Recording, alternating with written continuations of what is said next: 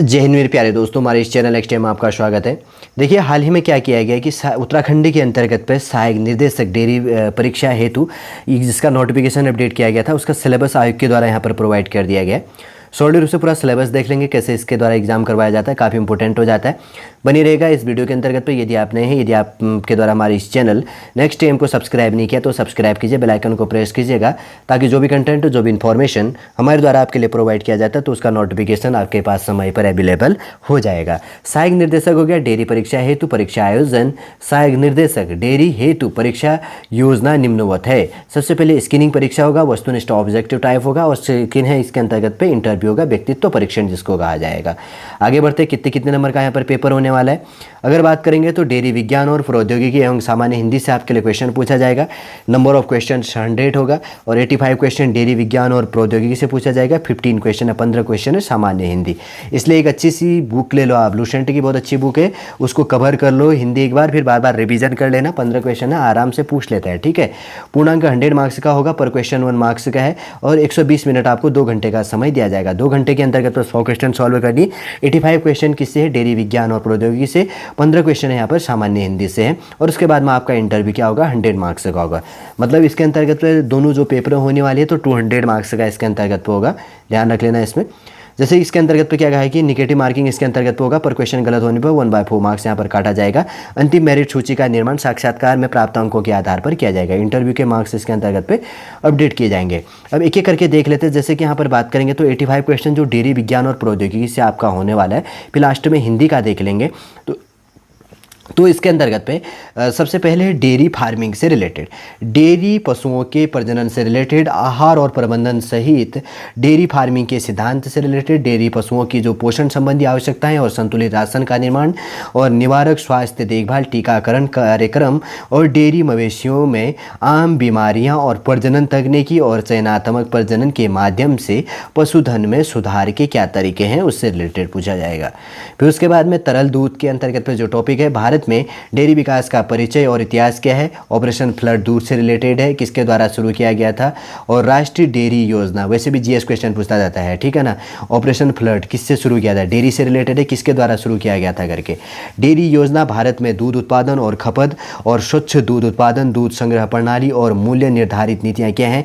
कच्चे दूध का संरक्षण कैसे किया जाता है, कच्चे दूध का संग्रहण और परिवहन, और दूध के भौतिक, रासायनिक और पोषण संबंधित गुण और दूध की संरचना को प्रभावित करने वाले कार्य क्या हैं। सामान्य डेयरी संचालन और दूध रिसेप्शंस और शीतलंस और भंडारण, क्रीम पृथक्करण और वेक्टो फ्यूगेशंस और मानकीकरण और होमोजेनाइजेशंस, और उसके बाद में पाश्चराइजेशंस और स्टेरिलाइजेशंस, और विधिक मानक और बाजार में उपलब्ध दूध के प्रकार, विशेष दूध और डेयरी संयंत्र की सफाई और स्वच्छता से रिलेटेड टॉपिक आएगा।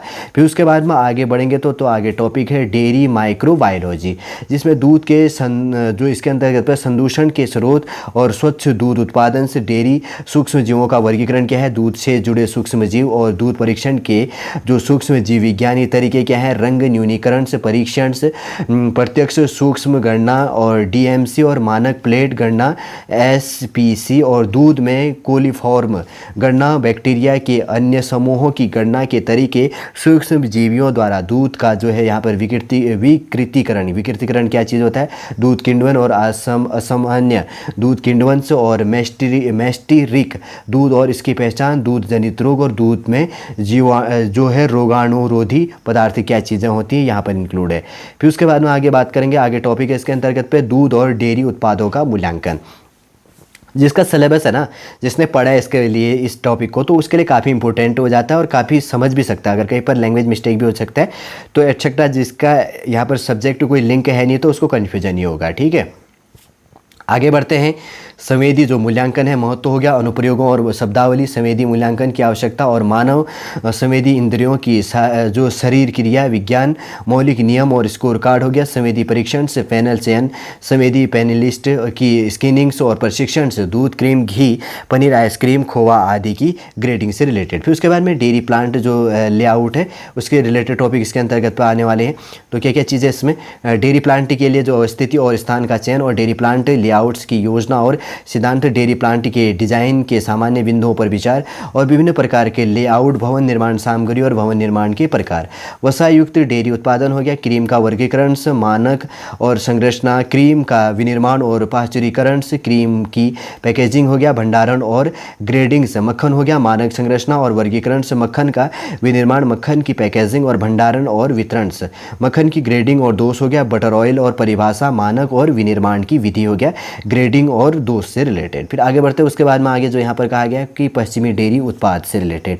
तो इसमें टॉपिक जो चीज़ है, संघनित एवं सुखाए गए डेयरी उत्पाद और भारत एवं विदेश में संघनित एवं सुखाए गए दूध का इतिहास, स्थिति का दायरा और वर्गीकरण एवं विधियक मानक और संघनित एवं शुष्क दूध का विनिर्माण है। संघनित एवं शुष्क दूध के दोष क्या हैं? चीज़ हो गया, चीज़ उपयोग उद्योग का इतिहास और स्थिति एवं दायरा, परिभाषा, मानक, वर्गीकरण से पोषण मूल्य एवं चीज़ बनाने के मूल सिद्धांत क्या है? चीज़ की संरचना एवं पोषण मूल्य, चीज़ की महत्वपूर्ण किस्मों जैसे चेदार चीज़ें और मोज़रेला चीज़ और उसके बाद में कॉटेज चीज़ आदि का विनिर्माण। चीज़ की जो पैकेजिंग से रिलेटेड होता है, भंडारण एवं वितरण, चीज़ के दोष क्या है, कारण एवं निवारण उपाय क्या है। आइसक्रीम हो गया, आइसक्रीम उद्योग का इतिहास क्या है, विकास एवं स्थिति हो गया।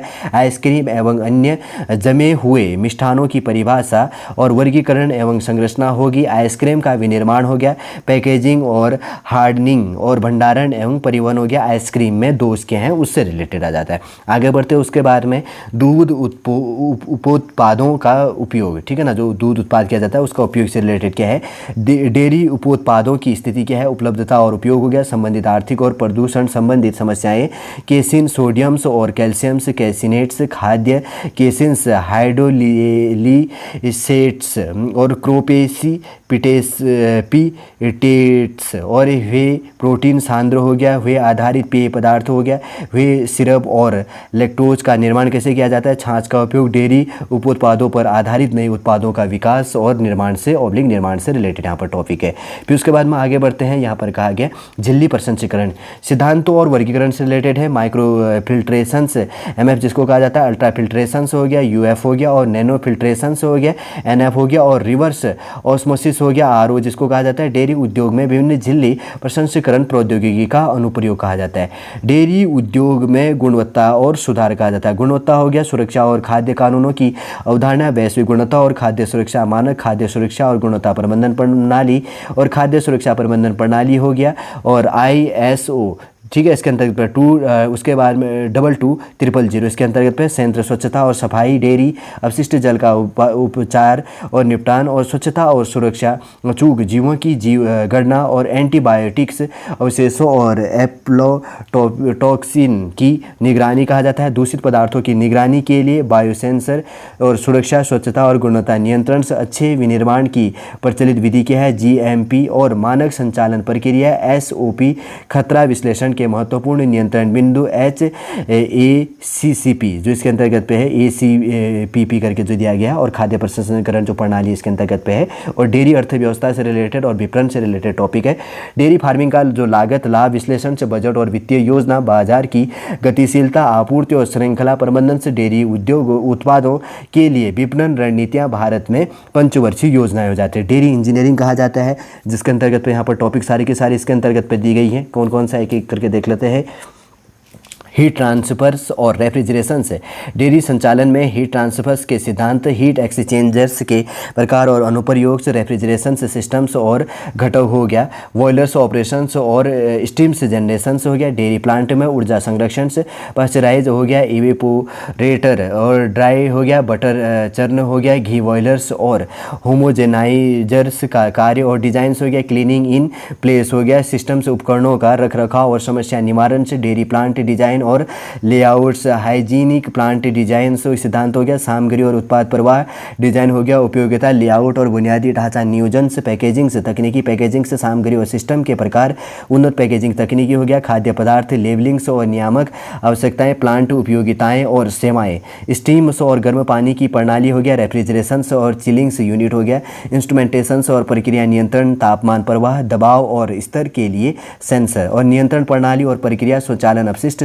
उपचार और अपशिष्ट प्रबंधन से अपशिष्ट उपचार संयंत्रों ईटीपी का डिजाइन और संचालन से रिलेटेड टॉपिक है यहाँ पर। ठीक है, अब देखिए सेकंड के अंतर्गत पे हिंदी 15 नंबर का जो हिंदी है, तो हिंदी क्या क्या पूछा जाना है। एक टॉपिक है 5 नंबर का आपको पूछा जाएगा संधि से, स्वर संधि, व्यंजन संधि, विसर्ग संधि, जो चीज़ें केवल स्वर संधि दिया गया तो स्वर संधि से आपसे पूछा जाएगा, व्यंजन संधि नहीं, विसर्ग संधि नहीं। समाज पूछा जाएगा, अव्ययभाव समाज, तत्पुरुष बहुब्रीहि द्वंद्व समाज जो समास होती है इसके अंतर्गत पे प्रीफिक्स सफिक्स हो गया, उपसर्ग और प्रत्यय से रिलेटेड, प्योर एंड इम्प्योर दिया गया, तत्समय और तद्भव जिसको कहा जाता है, और विलोम शब्द हो गया, अपोजिट वर्ड हो गया, पर्यायवाची, एंटोनिम सिनोनिम इसके अंतर्गत पे पूछा जाना है 5 नंबर का। तो एक एक ये चीज़ मान के चलो, एक स्वर संधि से पूछ लिया, एक समाज से पूछ लिया 2, और एक उपसर्ग प्रत्यय से 3, और एक तत्सम तद्भव से 4, एक विलोम शब्द 5 या 6 क्वेश्चन इसके अंदर, 6 में से कुछ भी या तो पूछ सकता है। ठीक है, या पार्ट में दे दे 0.5 मार्क्स का ऐसे करके तोड़ के 1 नंबर के अंतर्गत 2 क्वेश्चन डाल दे, कुछ भी कर सकता है। और उसके बाद में बी है 5 नंबर का आपको पूछा जाएगा। एक टॉपिक है आपके पास में लोकोक्ति और मुहावरे, दूसरा है वाक्यांश के लिए एक शब्द 1 वर्ड सब्स्टिट्यूशन, दूसरा क्वेश्चन हो गया।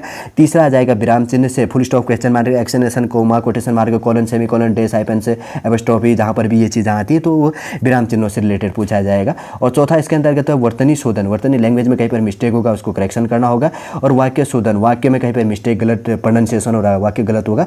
5 टॉपिकों में से आप एक एक क्वेश्चन इसके अंतर्गत से पूछ सकते हैं। आगे बढ़ते हैं, उसके बाद में 3rd नंबर है कार्यालयीय पत्राचार। देखिए लेटर राइटिंग का फॉर्मेट यहाँ पर मैं कहता हूँ ना, इसलिए हर फॉर्मेट को देखा करो करके।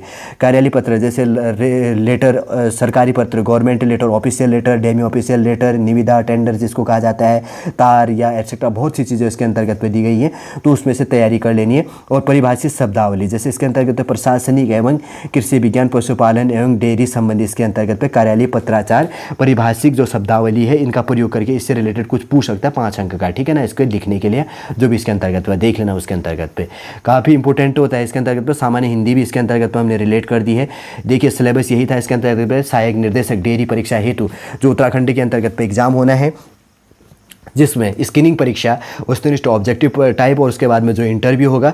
तो इसके अंतर्गत पे जो पेपर होने वाला है, तो इसके अंतर्गत पे मैथ, इसके अंतर्गत पे जो सब्जेक्टिव कितने क्वेश्चन होंगे, फिर हिंदी के कितने क्वेश्चन होंगे। शॉर्ट रूप से आयोग के द्वारा जो सिलेबस प्रोवाइड किया गया वही हमारे द्वारा प्रोवाइड किया गया है। जो इसके लिए एलिजिबल है तो काफ़ी इंपॉर्टेंट हो जाता है उसके लिए ये वीडियो। शॉर्ट शब्दों के अंतर्गत पे हमारे द्वारा आपके लिए समझाने की कोशिश की गई है। उम्मीद करूँगा दोस्तों शॉर्ट रूप से पूरा समझ में आ गया होगा। यदि आज का वीडियो आपको अच्छा लगे तो लाइक कीजिए, कमेंट कीजिए, और हमारे इस चैनल नेक्स्ट टाइम को सब्सक्राइब कीजिए। वापस हम नेक्स्ट क्लास के अंतर्गत आपसे मिलेंगे। जय हिंद, जय भारत।